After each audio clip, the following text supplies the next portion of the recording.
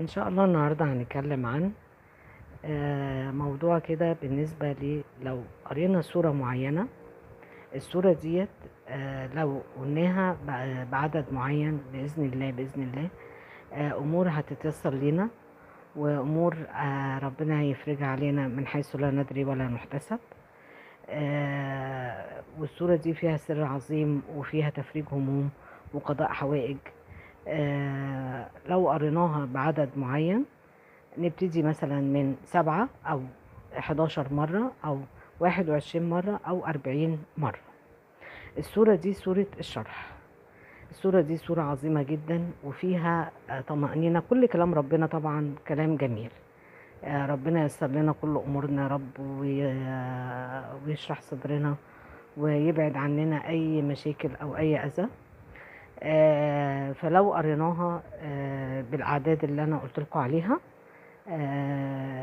مثلا بعد كل صلاة، أو بعد صلاة الفجر، أو بعد صلاة العشاء، يعني على قد ما الواحد يقدر يشوف هو مقدرته يقدر يقراها قد ايه. قلنا ممكن نقراها 7 مرات أو 11 مرة أو 21 مرة أو 40 مرة. ولو داومنا عليها فترة طويلة أمورنا بإذن الله تتيسر، وهيبقى فيها يعني إن شاء الله تفريج هموم ودعوات مستجابة وقضاء حوائج. نصلي ركعتين صلاة قيام الليل، ونقراها بعدها أو بعد صلاة الفجر أو بعد صلاة العشاء، ونخليها ورد لينا. وربنا يا رب ييسر الأمور.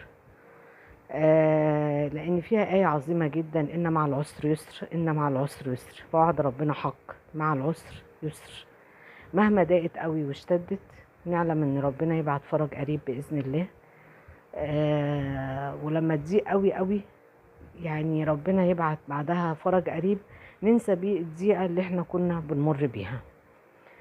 بس اهم حاجة عندنا في الدعاء اليقين. لازم يبقى عندنا يقين بالله، وان ربنا سبحانه وتعالى هو القادر على كل شيء، ان هو يخرجنا من اي ضيقة احنا فيها، وان هو ييسر لنا امورنا بحق لا اله الا الله محمد رسول الله.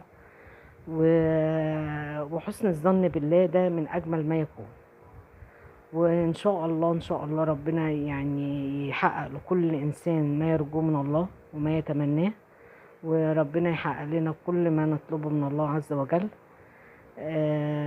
وجربوا ان شاء الله. يعني احنا مش بنجرب بالقرآن، يعني انا بقول الورد ده من اجمل الاوراد فنعمله، وحتى يعني هنكسب ثواب قراية القرآن.